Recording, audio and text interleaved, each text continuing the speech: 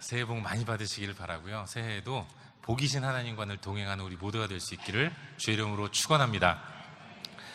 우리 작년 1월부터 마가복음 말씀을 묵상하기 시작했어요. 그래서 오늘까지 또 이르게 되었는데, 오늘은 함께 읽은 마가복음 11장 말씀을 함께 살펴보는 가운데 우리에게 주시는 은혜와 도전들을 나누기를 원합니다. 우리 잠깐 기도하고 말씀 나누겠습니다.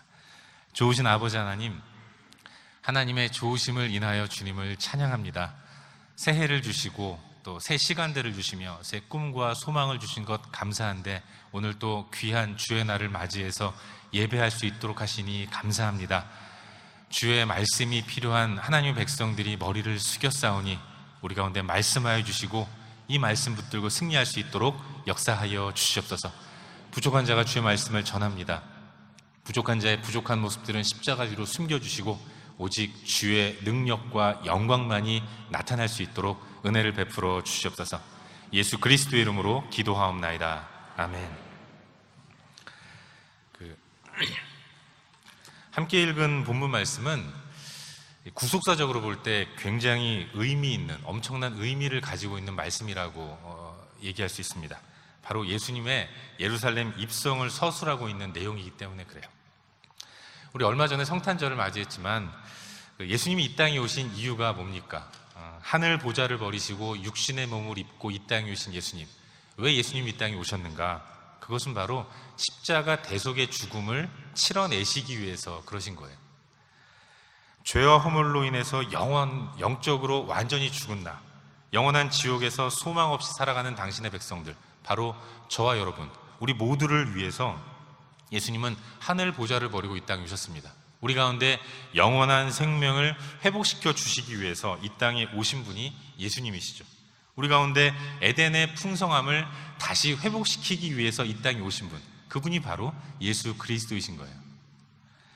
잃어버린 풍성함의 회복, 그것은 죄짓기 이전의 상태로 돌아가는 것입니다. 그런데 공의의 하나님 앞에서는 이 죄를 간과할 수가 없죠. 그냥 넘어갈 수가 없는 것입니다. 그래서 죄의 대가인 죽음을 치러야 하는데, 사랑의 하나님이 당신의 사랑하는 우리가, 저와 여러분, 우리 모두가 그렇게 죽음의 자리로 가는 것을 원치 않으셔서 죽어야 할 죄인을 위해서 대신 죽으시기 위해서 당신 하나밖에 없는 아들이신 예수 그리스도를 이 땅에 보내셨습니다. 우리 예수님, 그 예수님이 이제 이 땅에 오셔서 우리를 대신해서 죽으신 거예요. 그런 의미에서 예수님의 비전은 죽음이었습니다. 왜 태어났는가? 죽기 위해 태어나신 거예요. 많은 사람들이 꿈을 얘기할 때 그러지 않습니까? 높은 위치에 오르는 겁니다. 나는 많은 영향력을 행사하는 사람이 되고 싶어요. 그런가 하면 멋진 인생을 살고 싶습니다. 주님, 머리가 될지언정 꼬리가 되지 않도록 해주세요. 이런 기도를 하고 또 말하기도 하는데, 그렇지만 예수님의 비전은 그와는 정반대되는 것이었어요. 예수님의 비전, 이 땅에 오셔서 예수님이 이루셨고 또 치러내신 예수님의 비전, 그것은 오직 하나, 바로 죽음이었던 것입니다. 아무튼 예수님은 이제 그 비전을 이루기 위한 마지막 단계로 이 길에 접어드셨고, 당신의 마지막 길인 예루살렘 입성을 이제 단행하신 것입니다. 여러분, 예수님이 예루살렘 근처의 벳바게와 베다니 근처에서 제자 둘을 택하셨습니다. 그리고 그들을 부르셔서 미션을 하나 주셨어요. 그 내용이 2절 말씀인데, 어떤 미션을 주셨는가? 한마디로 어린 나귀 새끼 한 마리를 데리고 가라, 이런 명령을 하신 겁니다. 저 건너편 마을로 가면 아무도 타보지 않은 그런 나귀 새끼가 매여 있을 것이다. 그걸 풀어서 끌고 와라. 만일 누가 당신 뭐 하는 것이오? 라고 얘기하면 주가 쓰시겠다 하라. 이렇게 얘기하면 허락해 줄 것이다. 이런 얘기를 예수님이 제자들에게 하셨어요. 그리고 제자들은 예수님 말씀대로 시행했고, 그래서 제자들에 의해서 어린 나귀 새끼가 예수님 앞으로 왔습니다. 그 나귀는 예수님을 등에 업고 이제 베다니로부터 예루살렘에 이르는 그 길을 들어가게 된 것입니다. 여러분, 예수님이 예루살렘에 입성하게 될 때 수많은 사람들이 예수님과 함께 했습니다. 어떤 사람들은 자기 겉옷을 벗어서 예수님이 가는 길 위에 폈어요. 그런가 하면 또 어떤 사람들은 들에서 벤 나뭇가지를 막 흔들었습니다. 옷을 벗어서 예수님 길에 편 사람이건 또 가지를 흔드는 사람이건 모두가 다 하나가 되어서 환호성을 울리면서 목 놓아 힘껏 외쳤습니다. 호산나 찬송하리로다 주의 이름으로 오시는 이여 찬송하리로다 우리 조상 다윗의 자손이여. 열광적으로 예루살렘으로 들어가시는 예수님의 길을 환호하면서 환영했던 것입니다.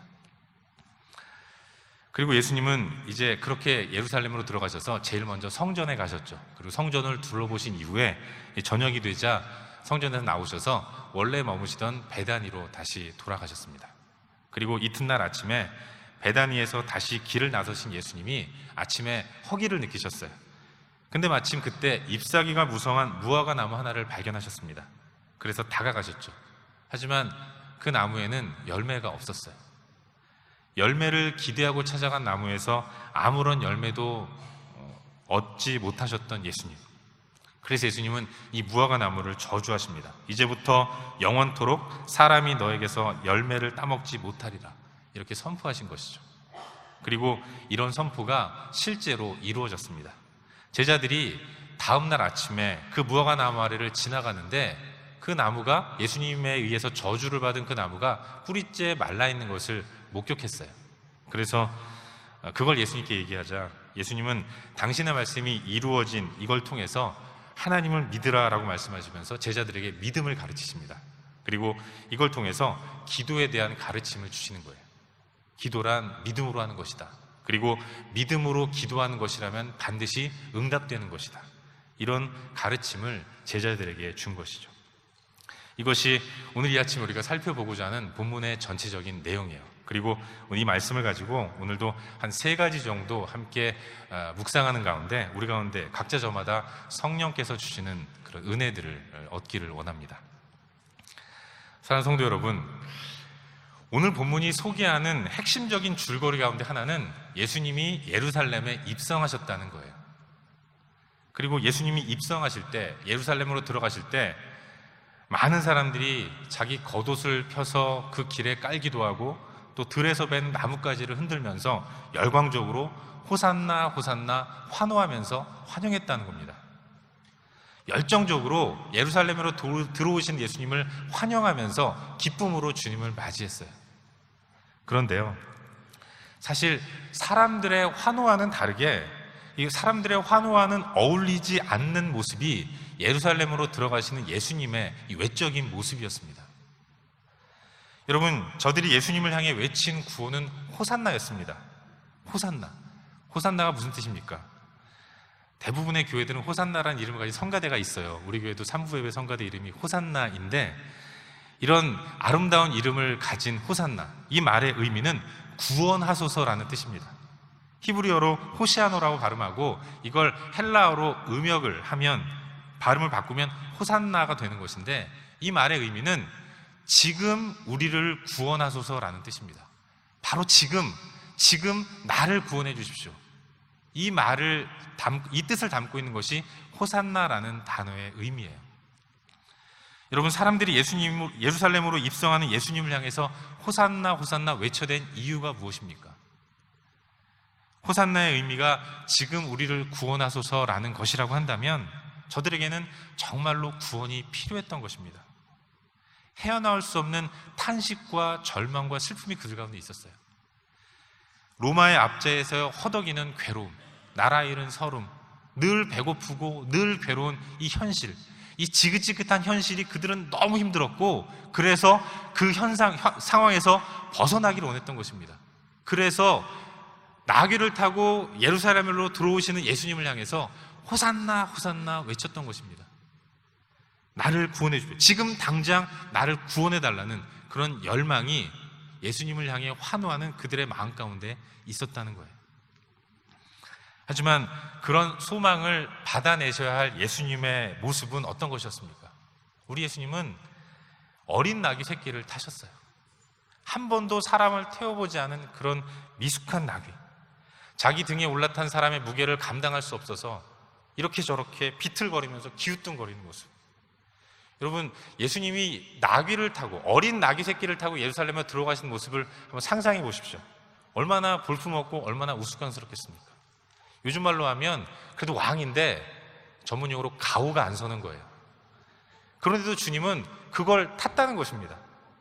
왕의 위용? 그런 것들은 눈을 씻고 찾아볼래야 찾아볼 수가 없었다는 것입니다. 물론 예수님이 나귀를 타신, 어린 나귀 새끼를 타셔야만 하는 이유가 있었습니다. 이것은 구약에서 예언한 메시아의 모습이기 때문에 예수님은 그런 나귀를 타시는 모습으로 예루살렘에 들어가셨어요. 스가랴 9장 9절은 이렇게 말씀하고 있는데, 우리 다 같이 한 목소리로 스가랴 9장 9절 말씀 읽도록 하겠습니다. 함께 읽겠습니다. 시작. 시온에 따라 크게 기뻐할지어다. 예루살렘에 따라 즐거이 부를지어다. 보라, 내 왕이 내게 임하시나니 그는 공의로우시며 겸손하여서 나귀를 타시나니 나귀의 작은 것 곧 나귀 새끼니라. 아멘. 그는 나귀를 타셨어요. 그런데 그가 탄 나귀는 어린 나귀 새끼였다는 겁니다. 왜 나귀 새끼를 타셨는가? 그는 공의로우시고 겸손하시기 때문에 그런 것입니다. 이 예언의 말씀을 이루시기 위해서 예수님은 어린 나귀 새끼를 타고 예루살렘으로 들어가셨던 것입니다. 사람들이 그런 어린 나귀를 타신 예수님의 모습을 보면서 열광했던 것도 바로 이 예언의 말씀 때문에 그래요. 아, 저분이야말로 그 옛날 스가랴 선지자를 통해서 예언된 그분이시구나. 저분이야말로, 저 어린 나귀 새끼를 타고 오시는 저분이야말로 온 인류를 구원하실 진정한 메시아구나. 사람들은 예수님의 모습을 통해서 하나님이 보내시는 메시아의 모습을 그렸던 것입니다. 그리고 그 메시아가 오시면 어떤 일이 벌어질지를 머릿속으로 상상하면서 기쁨으로, 행복에 젖어서 열광적으로 호산나 호산나 주님을 찬양했던 거예요. 그러나 여러분, 어린 나귀 새끼를 타시는 예수님의 모습과 그런 예수님의 입성을 통해 기대하는 대중들의 마음은 서로가 달랐습니다. 동상이몽이었던 거예요. 같은 걸 보지만 다른 생각을 했던 것입니다. 호산나 호산나 외치는 저들이 생각하는 구원과 호산나 호산나 찬양의 대상이 되시는 하나님이 생각하시는 구원, 이게 엄청난 온도 차이를 보이고 있다는 겁니다. 그걸 알 수 있는 것이 일주일도 안 됐는데 태도를 180도 바꿔서 예수님을 십자가에 못 박은 사람들이 바로 이 사람들이었던 것입니다. 사람들이 기대하는 구원과 예수님이 주시고자 하는 구원은 이러한 엄청난 차이를 갖고 있었다는 거예요. 여러분, 사람들은 예수님을 통해서 땅의 문제 해결을 받기를 원했습니다. 내가 배고파요. 그러니까 당신이 메시아니까 내 배고픔을 해결해 주십시오. 내가 지금 이 압제로부터 괴롭습니다. 로마의 압제가 심하니까 하나님이 보내신 당신 메시아, 당신이 오셔서 이 압제를 해결해 주십시오. 내가 이 정치적인 자유를 얻고 땅에서 번영하면서 승승장구할 수 있도록 당신이 좀 해주십시오. 사람들은 예수님을 향해서 땅의 문제를 해결받기를 원했던 거예요. 여러분, 여기 1절에 보시면 예수님이 베다니에서 어린 나귀를 타고 예루살렘으로 들어가십니다. 그런데 이 길은, 베다니로부터 예루살렘으로 들어가는 이 길은 그 옛날 다윗이 전쟁에서 승리를 하고 예루살렘으로 승리를 하면 승리의 귀환을 하던 그런 영광스럽게 걸어갔던 그 길이었어요.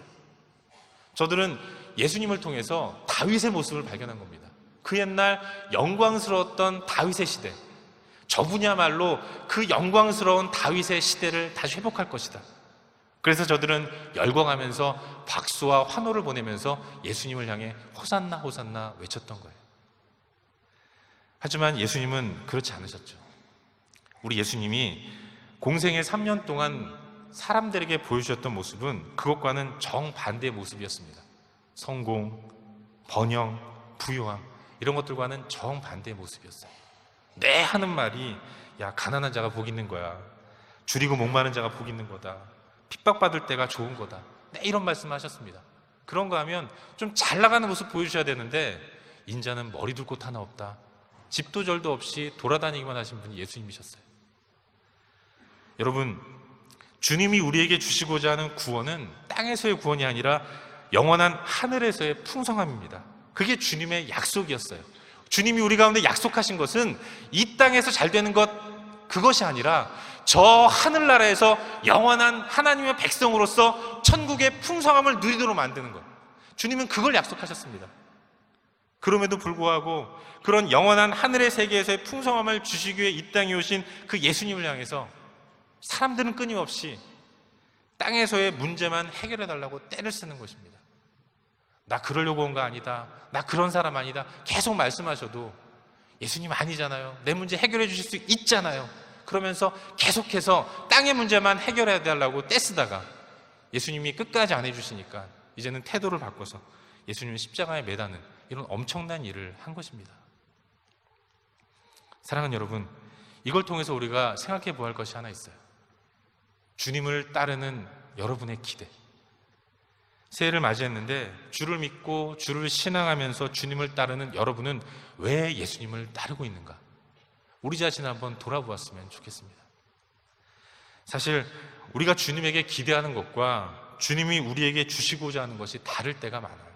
그리고 주님이 우리에게 주시는 것이 더 근본적이고 더 근원적이고 더 본질적이고 유익한 것이라는 사실을 믿는 것, 이게 진정한 믿음인 것입니다. 여러분, 하나님 우리의 아버지세요. 그리고 아버지는 자녀를 사랑합니다. 자녀를 사랑하기 때문에 자녀가 원하는 것들을 아낌없이 주는 거예요. 하지만 자녀가 부모에게 원하는 것은 자기에게 꼭 필요한 것만 구하는 것은 아닌 것 같아요. 때로는 악하고 해대는 것, 있으면 안 되는 것도 달라고 할 때가 종종 있는 것입니다. 그래서 원하는 것을 주지 않는 부모를 향해서 때로는 원망을 하기도 하고 때로는 불평과 불만을 토로하기도 하는 것이죠. 아시는 분은 아시겠지만 저에게는 딸아이가 하나 있습니다. 이제 9학년 된 아이인데 정말로 눈에 넣어도 아프지 않을 만큼 예쁜 아이입니다. 제 아이가 어떻게 생겼는지 모르시는 분들은 이따가 다니시면서 아마 한눈에 알아보실 수 있을 겁니다. 저하고 똑같이 생겼거든요. 그래서 예쁩니다. 요즘 좀 걱정돼요. 결혼식장 가면 신부의 손을 잡고 예식장으로 들어가는 그 아빠의 모습 보면 괜히 울컥하고 그렇더라고요. 어떻게 시집보내야 되나 걱정도 많은데, 아무튼 그 아이가 어렸을 적에는 항상 저에게 아빠 맥도날드 햄버거 먹을까? 이런 얘기를 많이 했어요. 예전에 우리 교회가 매도뱅크 있지 않았습니까? 매도뱅크에서 수요 예배 때 예배를 드리고 집에 올 때면 맥도날드를 지나가요. 항상 거기서 아빠 우리 맥도날드 햄버거 먹을까? 오늘 기분도 그렇지 않은데 맥도날드 먹을까? 이런 얘기를 종종 했어요. 그런 얘기를 들을 때마다 저는 돌아보지 않고 운전대를 잡고 지그시 엑셀레이터를 밟았습니다. 거길 지나갈 때는 조금 더 세게 밟았던 것 같아요. 여러분, 제가 왜 그랬을까요? 참 맛있고 참 좋은 음식이기는 하지만, 그렇지만 저희 아이는 햄버거를 먹으면 거의 예외 없이 밤마다 배앓이를 했던 겁니다. 같은 음식을 먹는 저는 괜찮은데 제 아이는 항상 배가 아파서 밤새 뒤척이는 그런 모습을 가졌어요. 그러니까 사랑하는 아이를 위해서는 햄버거를 사줄 수가 없었던 겁니다. 가끔 사주죠. 제가 먹고 싶을 때는 들어가서 사줍니다. 여러분, 눈에 넣어도 아프지 않은 아이이지만 아이가 원하는 것을 다 들어줄 수 없는 이 불편한 진실, 사실은 이게 하나님의 마음이고 사실은 이게 우리의 아버지 되시는 하나님의 진정한 마음인 것입니다. 아이가 좀 크니까 이제 그런 말도 안 해요. 제가 먹자고 그래도 일부러 안 먹습니다. 좀 크니까, 좀 성숙하니까 이제 알아서 그걸 피하는데, 믿음도 그런 것 같아요. 여러분, 어린 나귀 새끼를 타고 예루살렘에 입성하신 예수님, 그리고 십자가 형틀에 매달려 죽으신 그 예수님의 모습, 이걸 통해서 우리는 우리에게 필요한 구원의 모습은 무엇인가, 이걸 깊이 묵상해야 합니다. 여러분, 예수님의 모습은 딱 낮아지는 것이었습니다. 주님의 모습은 땅에서의 죽음으로 인해 천국의 문을 여는 것이었어요. 그리고 그걸 통해서 궁극적으로 우리가 영원히 살게 될 하늘의 세계를 꿈꾸도록 만드는 것이었습니다. 예수님의 모습을 통해서 우리는 그 예수님을 통해서 우리가 가게 될 저 본향의 모습을 꿈꿔야 하는 것입니다. 그러려고 주님이 이 땅에 오셨고 그 세계를 허락하시기 위해서 이 땅에 오셔서 십자가에 못 박혀 돌아가신 거예요. 그럼에도 불구하고 하늘의 세계를 바라보라고, 눈을 들어 하늘을 바라보라고 말씀하시는 그 예수님을 향해서 여전히 눈을 땅에 두면서 하나님 이것도 해주세요, 예수님 저것도 해주세요, 그거 안 해주시면 나 삐질 거예요, 이런 때만 쓰고 있다면 이것은 예수님과 내가 전혀 코드를 달리하는 것입니다. 코드가 다르면 불협화음이 일어나는 거예요. 불협화음의 인생을 행복한 인생이라고 말할 수는 없는 것입니다. 바라기는 주님과 코드를 맞추는 우리 모두가 될 수 있기를 주의 이름으로 축원합니다. 그리고 그걸 통해서 우리의 삶이 더욱더 풍성한 그런 하늘의 삶이 될 수 있기를 주의 이름으로 축원합니다. 두 번째로, 오늘 본문에는 예수님이 예루살렘에 입성하신 이후 둘째 날 모습을 우리에게 보여주고 있어요. 예수님이 아침에 허기를 느끼셨습니다. 그런데 마침 무화과 나무를 발견하셨죠. 그래서 그곳으로 가셨어요. 무엇을 먹을까 하고 열매를 기대하면서 예수님은 시장한 허기를 면하시기 위해서 무화과 나무로 가셨습니다. 하지만 그 무화과 나무는 잎만 무성하지 결코 열매가 없었습니다. 그리고 마가복음을 기록한 마가는 그 뒤에 한 가지를 코멘트합니다. 이는 무화과의 때가 아님이라. 그런데 여러분, 사실 지금 이때가 어느 때입니까? 6월절 절기 때잖아요. 유대인의 달력으로 하면 니산월, 태양력으로 하면 4월을 의미하는 것인데, 원래 팔레스타인 지역에는 3월에는 무화과 나무에서 사람이 그래도 먹을 수 있을 만한 작은 열매들이 맺힌다고 그래요. 그리고 4월이 되면 이제 크고 무성한 잎들이 나오죠. 그리고 6월부터 8월까지는 풍성한 열매가 맺혀져서 8월 말에는 무화과가 막 떨어진다고 합니다. 그러니까 예수님이 이 4월인 이때에 무화과 나무로 앞으로 가서 시장한 허기를 달래려고 열매를 기대하신 것은 이 마가의 코멘트처럼 무화과의 때는 아니지만 그래도 있을 수 있는, 하실 수 있는 일이었다는 거예요. 하지만 그곳에는 열매가 없었습니다. 잎만 무성할 뿐, 겉으로는 화려하고 풍성한 것처럼 보이지만, 많은 열매를 가지고 있는 것처럼 보이지만, 그러나 그 나무에는 허기진 뱃속에 넣을 만한 아무것도 없었다는 거예요. 여러분, 잎만 무성하고 열매가 없는 이 본문 속 무화과 나무의 모습, 사실은 이것이 외식과 허영과 율법주의로 치장한 유대교의 현실을 적나라하게 보여주는 모습입니다. 그리고 이것은 겉으로 드러나는 화려함만을 쫓아가는 우리 인간의 내면 속 공허함을 고발하는 내용이라는 사실을 우리는 알아야 하는 거예요. 여러분, 우리 눈에 보여지는 모든 것들, 그것은 결코 우리의 허기진 배를 채워줄 수 없습니다. 겉으로는 근사하죠. 그걸 가지면, 그걸 붙잡으면, 그걸 소유하면 내가 배부를 수 있고, 내가 풍성할 수 있고, 내가 행복할 수 있을 것 같지만 결코 그럴 수 없는 거예요. 여러분, 우리는 늘 허기진 사람들입니다. 그리고 허기진 우리에게는 이 허기를 채워줄 수 있을 것 같은 많은 것들이 우리 눈에 보여요. 명예를 얻으면 내 결핍이 해결이 되어서 풍성함을 얻을 것 같습니다. 돈을 많이 모으면 그걸 통해서 풍성한 행복을 누릴 수 있을 것 같아요.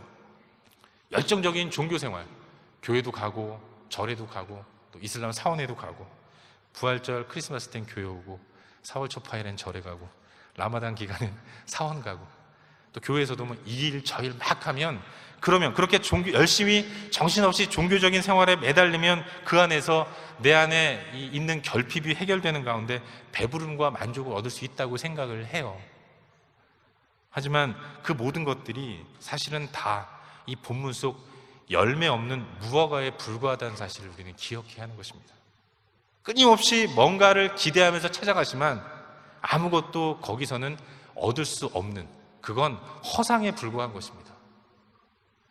여러분, 우리에게 진정한 열매는 오직 예수 그리스도 한 분밖에 없다는 사실을 믿으시길 바랍니다. 채워야 할 우리의 영적인 공복, 그것은 예수 그리스도만으로밖에는 채워질 수 없는 거예요. 다른 그 어떤 것으로는 결코 우리의 영적인 허기를 해결할 수 없고 영적인 결핍을 해소할 수 없다는 사실, 우린 그걸 믿어야 하는 것입니다. 여러분, 우린 늘 공허를 느낍니다. 살면서 자주 이유를 알 수 없는 공허와 결핍을 느껴요. 그걸 해결하기 위해서 우리는 세상의 것들을 기웃거립니다. 돈 버는 것에 몰두하기도 하고 취미생활에 몰두하기도 합니다. 그런가 하면 어떤 분들은 애들을 잡아요. 의대 가라, 법대 가라, 그러면서 열심히 자녀 교육에 매달립니다. 그렇게 하면 행복할 수 있고, 그렇게 하면 영적인 허기를 해결할 수 있다고 생각하는 겁니다. 그렇지만 그런 것들로는 결코 해결되지 않는 것이 인간의 내면 속 결핍이에요. 이 결핍은 하나님만이 해결할 수 있는 것이고 예수 그리스도로만 해결될 수 있는 것입니다. 주님은 잎만 무성하고 열매 없는 무화과 나무를 저주하셨습니다. 이 저주는 거짓과 허영에 찌들 대로 찌든 유대교의 허상에 대한 저주이고, 아울러서 이 저주는 우리가 추구하는 거짓된 가치에 대한 추구인 것입니다. 주님 다시 오시면 우리가 그토록 붙들려고 했던, 그토록 갖고 싶은 이 모든 것들을 다 심판하셔서 다 쓸어버리실 것입니다. 주님 오시면 다 사라질 것이 지금 우리가 꼭 갖고 싶어하는 이런 거짓된 가치들인 것입니다. 무화과 나무를 저주하신 이 저주가 바로 우리가 추구하고 있는 이 모든 것들에 대한 예수님의 저주라는 사실을 기억해야 하는 것입니다. 그것으로는 결코 우리 문제를 해결할 수 없다는 사실, 우린 그걸 기억해야 하는 것이죠. 여러분, 예수가 답입니다. 답이신 예수님, 그 한 분만을 믿고 의지하는 삶, 그게 신앙생활이고 그게 성도고 그게 우리가 붙들어야 할 삶의 모습인 거예요. 바라기는 우리들의 삶이 참 풍성함을 허락하시는 예수 그리스도, 그분만을 온전히 의지하고 온전히 믿고 따르는 삶이 될 수 있기를 바랍니다. 예수를 참 소망으로 믿으면서 주님 기뻐하시는 일에 몰두하는 삶, 그것만이 유일한 해답이라는 사실을 굳게 믿으면서 이제 시작된 2016년도 이 한 해도 예수님 한 분만 굳게 믿으며 나아가는 우리 모두가 될 수 있기를 주의 이름으로 축원합니다. 마지막으로 한 가지만 더 묵상하기를 바라는데요, 오늘 본문 19절부터 25절까지 말씀을 보면 열매는 없고 잎만 무성한 무화과 나무를 저주하신 예수님의 이 말씀이 정말로 그대로 이루어지는 것을 보여주고 있습니다. 제자들 가운데 하나인 베드로가 예수님이 저주하신 무화과 나무가 뿌리채 마른 것을 발견했습니다. 그 예수님께 말씀하죠. 예수님, 정말로 그렇게 됐네요? 그러자 예수님이 이걸 통해서 제자들에게 기도를 가르치고 있어요. 주의 말씀이 이루어진 이 모습을 목격한 제자들에게, 그런데 예수님은 그 모습을 통해서 기도를 가르쳐주고 계신다는 것입니다. 기도를 들으시는 하나님, 믿음을 가지고 구하는 자에게 응답을 허락하시는 하나님, 바로 예수님은 기도를 교훈하고 계신 거예요. 사랑하는 여러분, 본문을 통해서 우리가 주목해야 할 것은 예수님의 말씀이 이루어졌다는 사실입니다. 당신께서 저주한 무화과 나무가 뿌리채 마르는 것, 이 일이 말씀하신 그대로 이루어졌다는 거예요. 그리고 그 다음에 주님이 하신 말씀이 제자들에게 기도를 가르쳤다는 것입니다. 그렇다면 결국 기도란 뭔가? 기도는 하나님의 일이 이루어지는 것을 믿는 믿음의 표현인 것입니다. 기도는 그저 내가 원하고 소망하는 것들을 구구절절 바라고 구하고 부르짖는 이런 것이 아니라 하나님의 뜻에 대한 동의인 것입니다. 여러분, 하나님 말씀, 예수님 말씀은 그대로 이루어집니다. 오늘 본문도 그걸 분명하게 말씀하고 있어요. 기도는 그런 예수님의 말씀을 이해하는 열쇠가 되는 것입니다. 주의 말씀을 들었습니다. 그리고 들은 그 말씀이 온전히 이루어질 것을 확신하는 가운데 주님, 그렇습니다. 주의 말씀대로 이루어질 줄로 믿습니다. 이게 바른 기도이고 이걸 믿음의 기도라고 하는 거예요. 많은 사람들이 믿음의 기도를 얘기합니다. 기도의 응답을 소망하는 사람들이 이구동성으로 하는 얘기가 믿음의 기도예요. 믿어, 믿음대로 이루어 주실 거야. 이런 얘기를 저도 많이 들었고 저도 많이 했어요. 하지만 그럼에도 불구하고 왜 우리의 기도의 응답은 원하는 만큼 이루어지지 않는 것일까요? 응답이 안 되면 막 내 탓이오 하죠. 내가 믿음이 부족해. 근데 정말로 믿음대로 기도했는데도 안 되는 것들이 솔직히 있지 않습니까? 저만 그렇군요. 솔직히 그렇지 않습니까? 간절히 부르짖었는데, 내가 정말로 필요하다고 생각해가지고 정말로 간절히 부르짖었는데 그게 다 이루어지던가요? 여러분, 왜 이런 일이 벌어지는가? 이걸 깊이 생각해 봐야 돼요. 우리가 생각하는 믿음의 포인트가 내가 구하는 것이 이루어질 줄로 믿습니다, 이런 경우가 많은 것 같아요. 주님, 나는 이게 필요합니다. 이걸 허락해 주실 줄로 믿습니다. 내가 구하는 것을 주신다고 확신하는 것이죠. 하지만 그렇지 않습니다. 믿음의 기도라고 할 때 이 믿음은 절대적으로 주의 말씀에 근거한 거예요. 주님이 말씀하신 것, 이게 이루어질 줄로 믿습니다. 이게 믿음의 기도인 것입니다. 주의 뜻이 이루어질 줄로 믿습니다. 내가 간절히 바라는 대로 이루어지는 것이 아니라 주님이 뜻하신 바, 주님이 원하시는 바는 반드시 이루어질 줄로 믿습니다. 주의 뜻이라면 온전히 이루어질 줄로 믿습니다. 이게 믿음의 기도인 거예요. 바로 그렇기 때문에 바른 기도, 믿음의 기도를 위해서는 주의 뜻을 알아야 하는 것입니다. 온전한 기도, 믿음의 기도를 하길 원하는 사람들이라면 가장 먼저 해야 할 일이 주의 뜻이 무엇인가를 알아야 하는 거예요. 그리고 주의 뜻은 성경에 기록되어 있습니다. 그래서 기도하는 사람은 말씀을 가까이 하는 것이고, 그래서 말씀과 기도는 항상 함께 가는 것입니다. 나는 기도하느라고 말씀 볼 시간이 없어. 나는 말씀 보느라고 기도할 시간이 없어. 이건 모순되는 거예요. 오늘 설교의 제목이 기도의 능력입니다. 그런데 기도의 능력이란 내가 뭔가를 구해서 이루어내는 것 이전에 주의 뜻대로 구하는 것이 전제되어야 하는 거예요. 천사 가브리엘이 마리아를 향해서 예언했습니다. 은혜를 입은 자여, 너는 비록 천의 몸이지만 너의 몸에서 온 인류를 구원할 메시아가 태어날 것이다. 이런 주의 뜻을 마리아가 들었습니다. 그런 그녀, 주의 뜻을 들은 마리아가 기도를 통해서 반응한 것은 어떤 것이었습니까? 주의 여종이오니 말씀대로 내게 이루어지이다. 이게 바른 기도이고, 이 바른 기도를 통해서 기도의 능력이 나타나는 것입니다. 바라기는 이 새해를 시작한 우리 가운데 올 한 해 더욱더 하나님의 풍성한 은혜 자리로 나아갈 수 있기를 주의 이름으로 축원합니다. 그러려면 주님과 좀 더 가까운 삶을 살아야 되는 거예요. 기도를 통해서, 말씀을 통해서, 또 주의 뜻에 내 생각을 맞추는 이런 모습이 필요한 것입니다. 신앙생활을 통해서 예수님을 더 알기를 주의 이름으로 축원합니다. 더 알아가는 가운데, 주님을 알아가는 가운데 우리가 그동안 붙들려고 했던 세상의 허탄한 것들이 얼마나 허망한 것이었는가를 뼈저리게 깨달을 수 있기를 바라요. 그리고 더욱더 주의 뜻을 알고 기도하는 가운데 우리가 주의 뜻대로 기도함으로 인해서 하나님이 어떻게 하나님 당신의 역사를 이루어 가시는지 이걸 목격할 수 있기를 바랍니다. 그게 풍성한 삶이죠. 하나님의 뜻을 말씀해 주시고 말씀하신 그 뜻대로 구하는 가운데 하나님이 온 인류와 역사를 섭리 가운데 인도하신 것들을 목격하는 모습, 이걸 볼 수 있다면, 이 하나님의 역사를 볼 수 있다면 그것만큼 행복한 일이 어디 있겠습니까? 그것만큼 풍성한 것이 어디 있겠어요? 이 행복을 허락해 주시기 위해서 주님은 이 시대에 저와 여러분들을 부르신 것입니다. 바라기는 더욱더 주님과 코드를 맞추는, 주님과 한마음이 되는 그런 풍성한 은혜의 삶을 사는 그런 저와 여러분, 우리 모두가 될 수 있기를 주의 이름으로 축원합니다. 우리 함께 기도하겠습니다.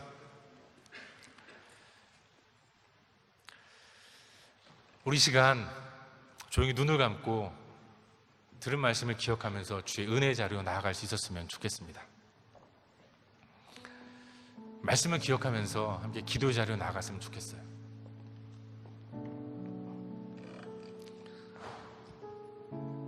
우리는 종종 한 사람의 죽음 앞에 서는 경우가 있습니다.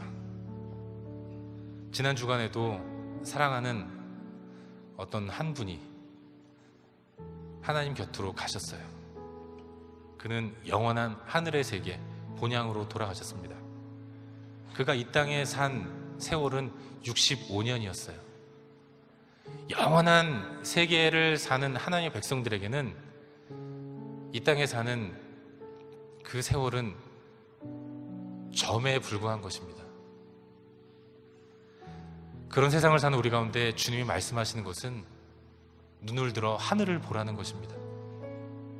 그럼에도 불구하고 우리는 잠깐 있다가 세상에서 가져야 할, 또 필요하다고 느끼는 그런 것들만을 달라고 때를 쓰고 투정하며 하나님의 마음을 아프게 해드리는 연약한 삶을 살고 있는 것은 아닌지 우리 자신을 돌아보았으면 좋겠습니다.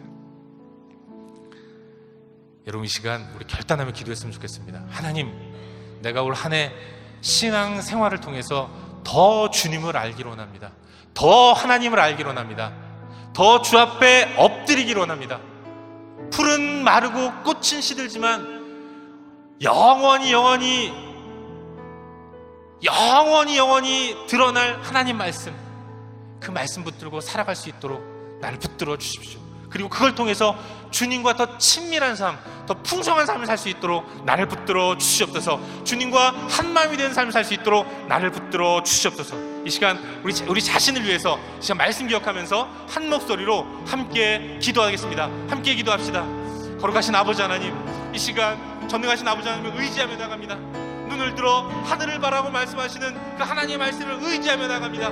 아버지 하나님, 이제 고개를 들어서 하늘을 바라볼 수 있도록 인도하셨고 저 풍성한 하나님의 세계를 바라볼 수 있도록 은혜를 베풀어 주옵소서. 잠깐 있다 사라지는 이 땅에서 우리가 붙들어야 할 것이 무엇이겠습니까? 전능하신 아버지 하나님, 하나님 바라볼 수 있도록 인도하셨고 하나님 의지할 수 있도록 인도하시고 하나님의 능력을 바라보며 나갈 수 있도록 주님 도와주시옵소서. 풍성한 하나님의 나라를 구하며 하나님의 세계를 추구하는 가운데 주의 영광을 구하며 나가는 복된 삶을 살 수 있도록 주님 도와주시옵소서. 눈을 하늘에 새겨줄 수 있도록 인도하셨고 땅의 세계의 것들에 집착하는 것이 아니라 하나님을 의지하는 가운데 하나님과 거듭을 맞추는, 그러기 위해서 말씀을 읽게 하시고 엎드려 기도할 수 있도록 인도하시며 그 통해서 참으로 풍성한 삶을 살아갈 수 있도록 은혜를 베풀어 주시고 인도하여 주시옵소서. 함께하여 주시옵소서. 좋으신 아버지 하나님,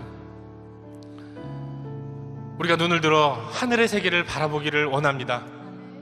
발을 땅에 딛고 있지만 이곳이 영원한 세계가 아닌 것을 믿습니다. 하나님을 의지하게 하시고 하나님을 바라보게 하시며 저 영원한 천국을 허락하신 주님을 바라보면서 감사함으로 주님만 의지하며 나아갈 수 있도록 도와주시옵소서. 허기진 우리의 결핍을 무엇으로 채울 수 있겠습니까? 예수 그리스도밖에 없음을 고백합니다. 주님만 붙들게 하시고 주님을 더 알아가는 가운데 세상에 헛하는 것들이 얼마나 허망한 것인지를 절실하게 깨달을 수 있도록 인도하시며 그 안에서 참된 풍성함을 주시는 주님을 붙들 수 있도록 인도하여 주시옵소서. 기도의 능력을 체험하게 하시고 우리를 통해서 역사하신 하나님을 목격하는 가운데 날마다 주님 찬양하며 우리 몫에 대인 십자가를 짊어지고 나아가는 모두가 될 수 있도록 역사하여 주시옵소서. 예수 그리스도의 이름으로 기도하옵나이다. 아멘.